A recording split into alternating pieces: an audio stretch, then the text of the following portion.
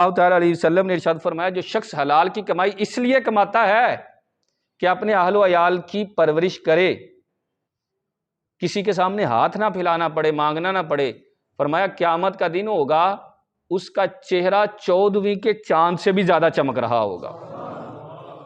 بچوں کو حلال کھلائیں، حرام کا لقمہ بچوں کے منہ میں نہیں ڈالنا چاہیے یار۔ ہر چیز کی نا ایک تاثیر ہے۔ دیکھیں نا، آپ کو اسلام نے کتا کھانے سے منع کیا ہے، خنزیر کھانے سے منع کیا ہے نا؟ پتہ ہے تسی لاہور چ بیٹھے ہو لیکن پھر بھی بندہ بول ہی پیندا ہے۔ کھوتا کھانا منع کیتا ہے نا؟ کیتا ہے بھائی۔ یہ منع ہے، کیوں منع ہے؟ کبھی سوچا ہے آپ نے؟ یار گدھا بھی گدھا ہی ہے، بکری کھانا جائز ہے، گدھا کھانا ناجائز ہے، کیا وجہ ہے؟ اس کی حرکتیں اچھی نہیں ہیں، کیونکہ جس کا گوشت کھایا جائے اس کی تاثیر دل میں اترتی ہے۔ بکری ڈر والا جانور ہے، ڈر جاتی ہے، مالک کی اطاعت اور فرما برداری کرتی ہے۔ جب اس کا گوشت کھایا جائے گا تو ہمارے دل میں وہ کیفیت اور تاثیر پیدا ہوگی، اور معاذ اللہ خنزیر کا کھایا جائے تو وہ بے حیا جانور ہے، تو پھر وہ بے حیائی والے معاملات کرے گا انسان۔ کھانے کی تاثیر ہے۔ ابن عربی علیہ الرحمہ نے بڑا سونا جملہ فرمایا ہے۔ ابن عربی علیہ الرحمہ فرماتے ہیں کہ اگر تم چاہتے ہو کہ تمہاری اولاد حلال کام کرے تو تم اپنی اولاد کے منہ میں حلال کا لقمہ ڈالو، اگر تم نے حرام کا لقمہ ڈالا تو پھر تمہاری اولاد بھی حرام کاموں میں پڑ جائے۔ اس کی طرف عموماً جو ہے وہ توجہ نہیں کی جاتی۔ حضرت نظام الدین اولیاء رحمۃ اللہ تعالیٰ علیہ یہ دہلی کے بہت بڑے صوفی بزرگ ہیں۔ آپ فرماتے ہیں میں یتیم تھا، بچپن میں ہی والد گرامی کا انتقال ہو گیا، ماں تھی اکیلی، بہن تھی، تو ماں سارا دن پتہ کیا کرتی تھی؟ چرخا چلاتی تو بڑی مشکل سے گزارا ہوتا۔ تو میں نے اماں سے کہا میں کوئی کام نہ کر لوں؟ فرمایا نہیں بیٹا، تو اللہ رسول کے لیے تجھے وقف کیا ہے، تو دین کی تعلیم حاصل کرنا۔ تو آپ فرماتے ہیں میں کچھ بڑا ہوا، تیسرے درجے میں پہنچا۔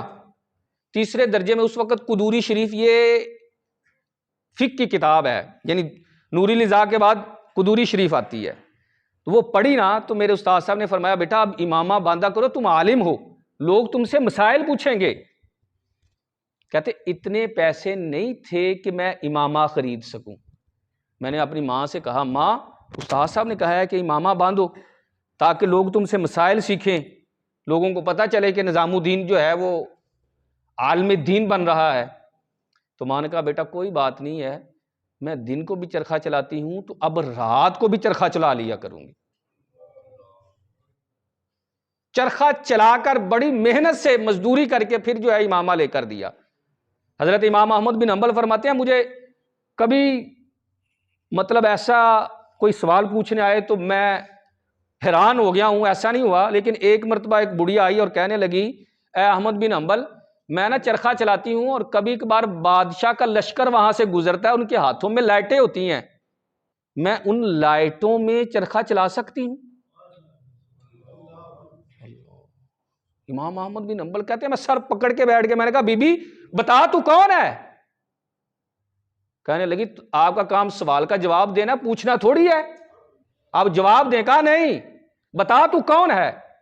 تو کہنے لگی کہ میں بشر حافی کی بہن ہوں۔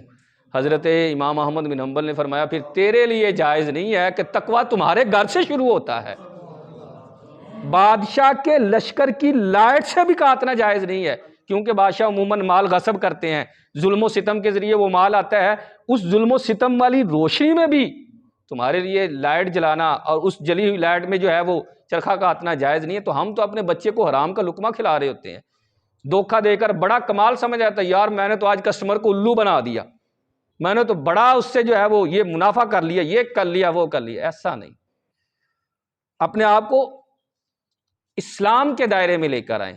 بچوں کی پرورش کرنی ہے تو حلال ذریعے سے کما کر ان کو کھلائیں، پھر ان کے اطوار، ان کی اخلاق، ان کی عادات جو ہیں وہ اچھی ہوں گی۔ اس کے بعد جو ہے بچے کی تربیت کب شروع کرنی چاہیے؟ ہمارے ہاں یہ سوچا جاتا ابھی تو بچہ چھوٹا ہے، ابھی نہیں، ابھی جب بعد میں